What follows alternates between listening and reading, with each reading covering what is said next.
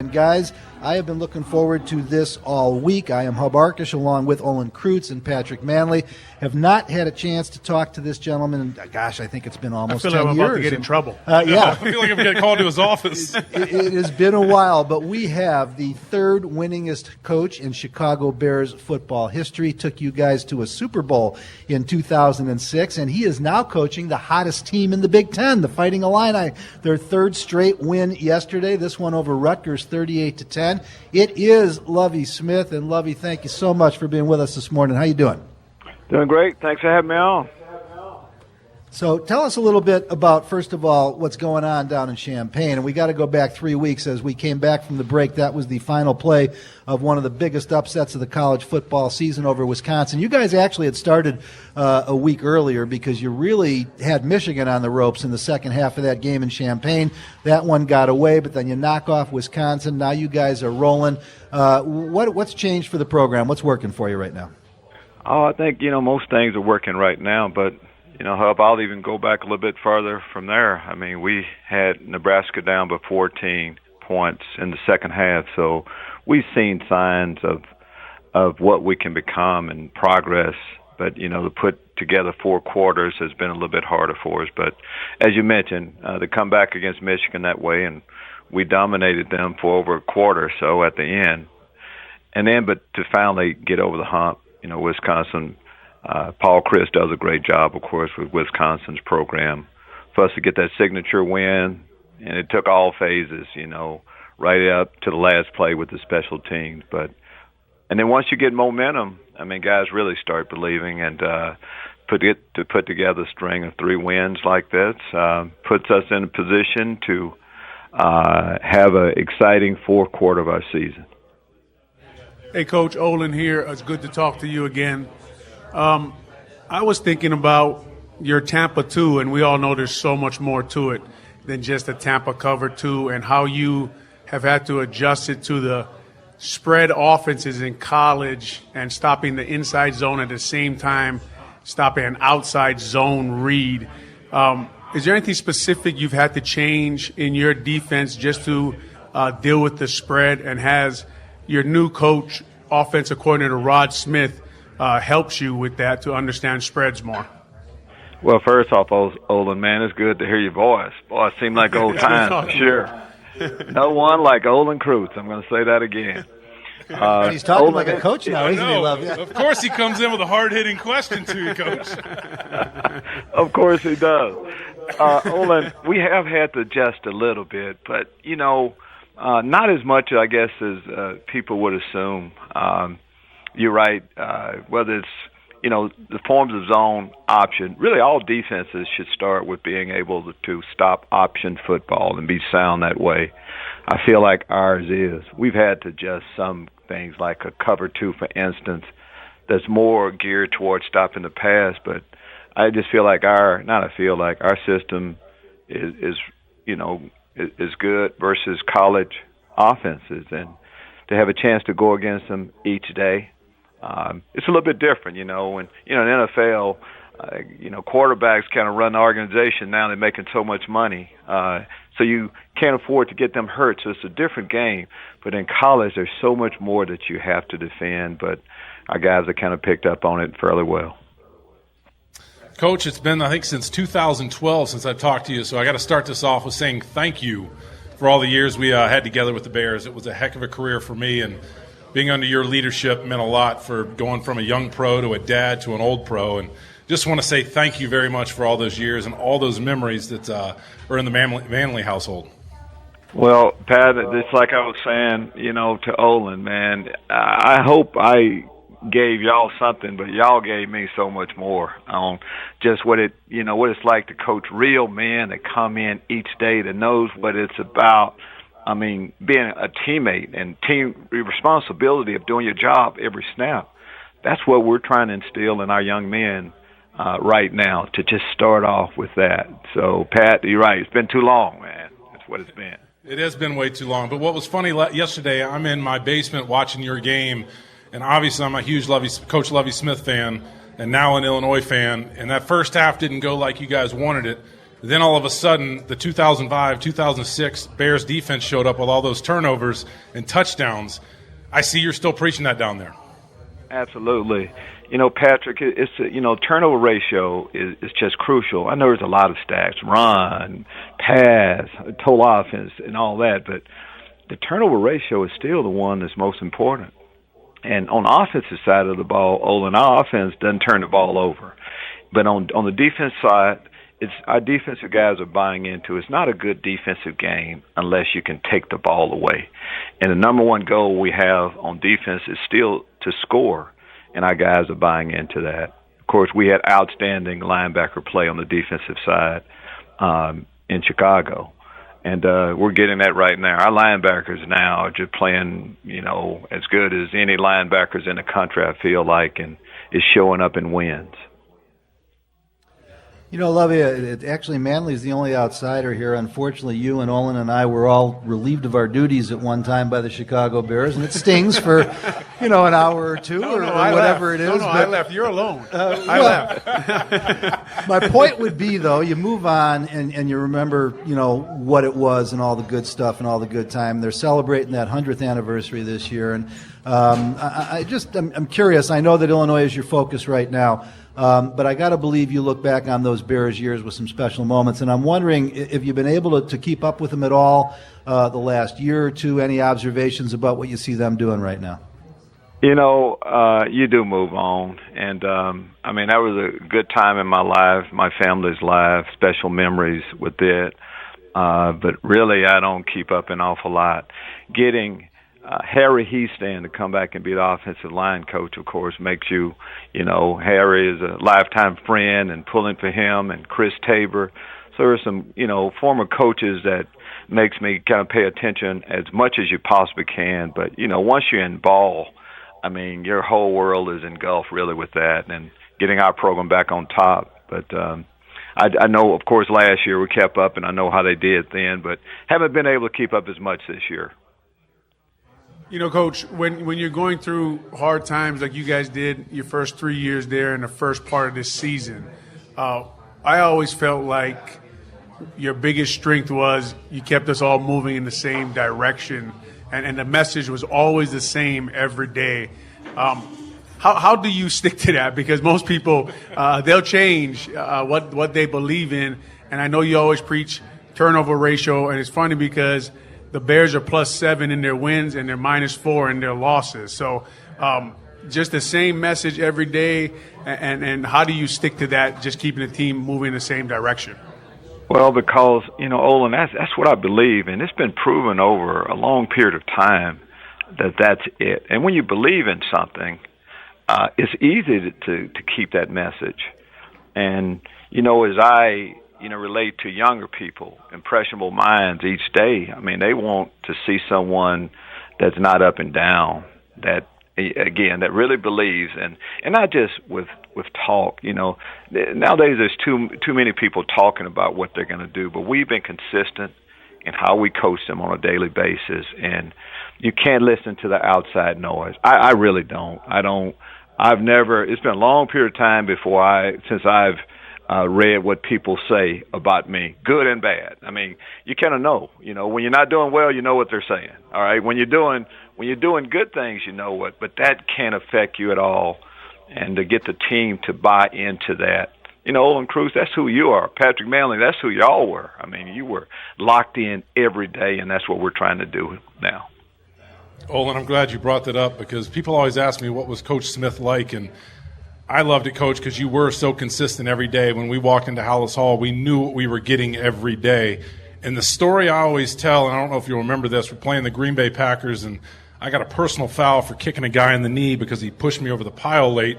We had a little scrimmage go off on at the PAT, the 2-yard line, and Mike Carey comes over to the pile. I'm underneath. He's like, 65, you're out of the game for kicking that guy.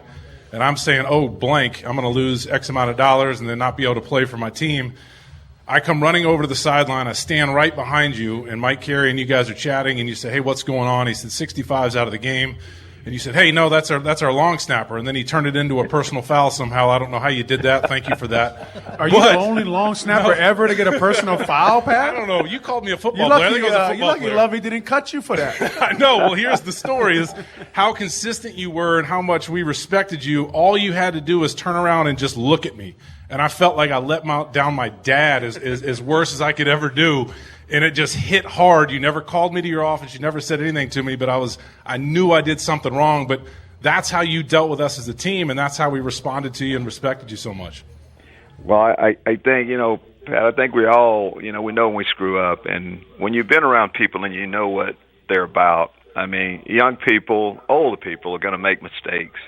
But if that's not really who they are, I mean, you do have to move on. And of course, we knew what you're going to always bring to the table. And that's how we handle the guys now. Guys screw up. I mean, we deal with it, but we don't give many life sentences to people nowadays, and eventually they get it right.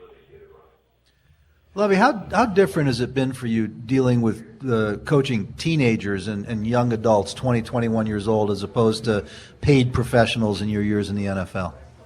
Well, Hub, it was, and I'm just not saying this because I'm talking with Olin and Patrick right now, but I mean, when your first job you have in NFL is with the Chicago Bears, and you have the type of men that you know about, and we could name other guys. There's so many real men that I dealt with on a daily basis. They did what you asked them to do. The perception in NFL is that NFL players are all out for themselves and they're thinking there's no team, it's concept. That's not what I had a chance to witness each day.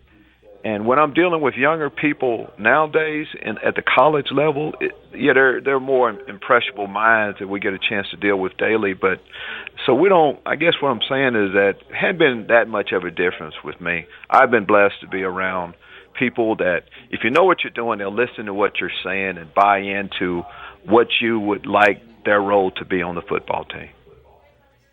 Yeah, I'm curious. We hear so much about the SEC, and obviously they've won a lot of titles in recent years, and yet I look at the Big Ten this year. You've had 5-6 teams in the top 25 pretty much all year long. Is there a difference, or is the recruiting caught up? Do you feel like the Big Ten teams are ready to play with the SEC on a regular basis? I think absolutely. If we just go out and recruit, and of course that's really the only really big difference I've seen from the NFL and college football is the recruiting aspect of it. But you just have so much to offer. And don't get me wrong, I mean, there's great play in the SEC, but there's great play everywhere. Great players throughout. And it's hard climbing that ladder. Just going to our Illinois program. 3 years ago when we came here, I mean, I wish you could just flip a switch and wins come, but what all fans are saying, it's hard winning football games at college, NFL, whatever. And when you establish a program where you can do that, it's pretty special, but it takes an awful lot to do that. And then for our program, we were so far behind. Facilities. We were bottom 5 in facilities in college football. Now we're top 5. So a lot of things have to come in play before you can really be a true contender. And Coach, during the broadcast, they kept mentioning that you would not talk about bowl eligibility before that Rutgers game. But since now you've rattled off 3 in a row and you got 3 games to go, can we start talking bowl eligibility? Absolutely. And we are right after the game in our locker room. Next win, we become bowl eligible. So, yes, we're embracing that. Patrick, it's playoff football for us as we see it. Win and advance. All those things you want to bring up, that's where we are.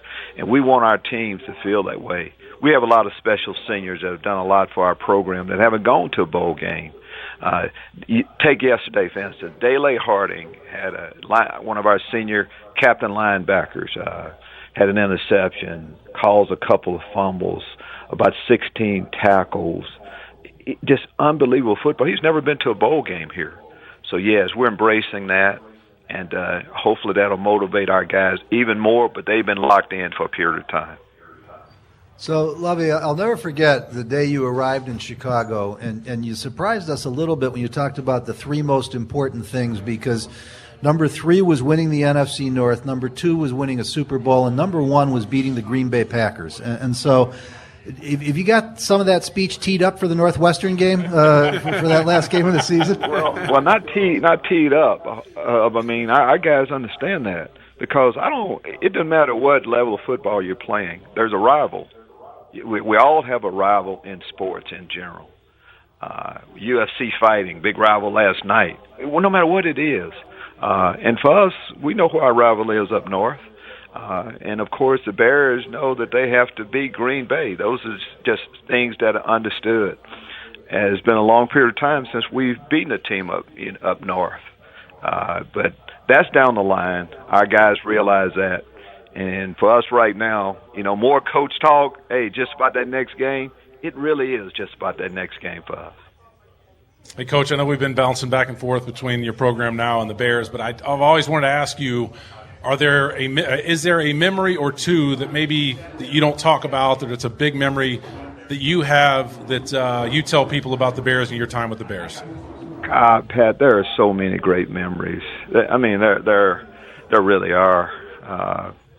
Just so many. So many about you, Pat. Olin, about you, and about so many others. It's just hard for me to say one. Sure. I just know that my time in Chicago has led me to, we were losing early in the year. I mean, telling the team about, our 2005 team that was, I think we were 2-3 and went on a run, or 1-3 and went on that long run. So there's just so many experiences, great experiences that has helped me get through tough times down here. And so it'd be hard for me to say one. Coach, the one thing I think a lot of people don't understand about football is sometimes the funnest part is when you're going through a hard time and you all got to stick together and fight through it. And just interested for you, does that, when you're going through that tough time and you're trying to come out of it, does that almost increase your focus, almost increase your energy and make you bring more to work?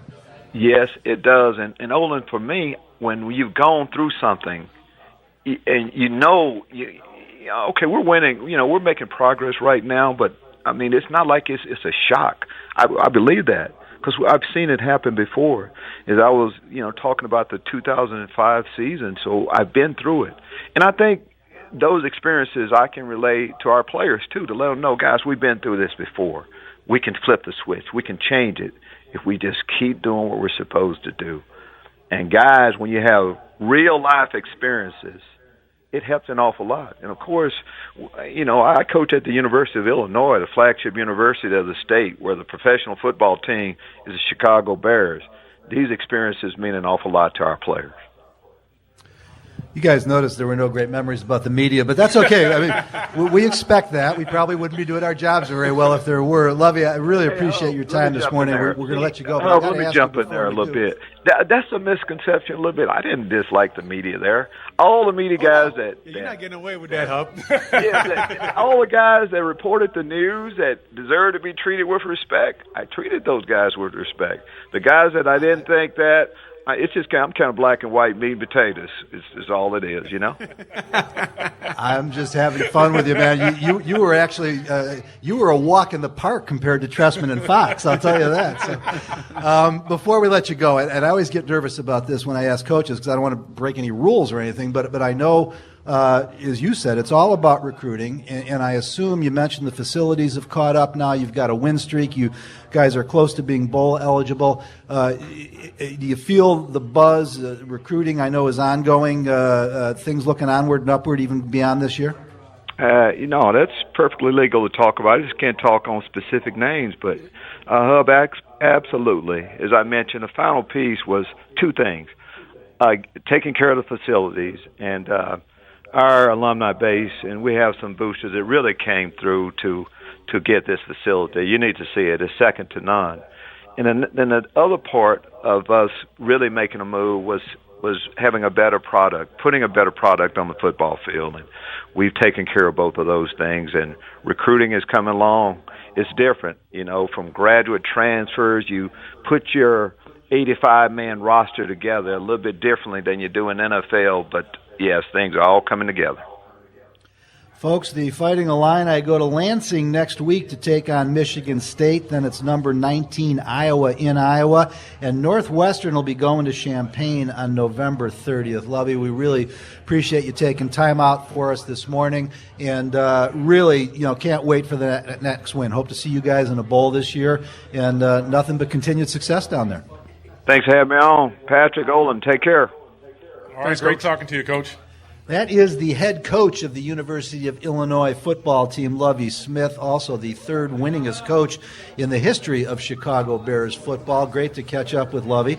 And, guys, there is something going on down there. I mean, it's not just the fact that they've won a few games. You can see in the way they're playing now, particularly. And it's funny because all the years that Lovie was here, and it's not a shot at you guys, but as you mentioned Tampa 2 defense, a string of offensive coordinators. We always wondered that offense is starting to look pretty explosive in Champaign right now. Yeah, they are, and it was just funny, Olin. You tweeted out Lovie Ball during the second half of that game, and it brought back a lot of good memories of just the turnovers that happen in his defense and the belief that those guys have on that side of the ball that they can win the game themselves. And like you're saying, Hub, the offense is playing well too. Yeah, and it's digging in a coach and trying to get him to talk about the Bears now and where they are. That's why the questions about what did you do through hard times, because really that's Lovie's strength, right, was when we were going through hard times, like you said, Pat, he was so consistent.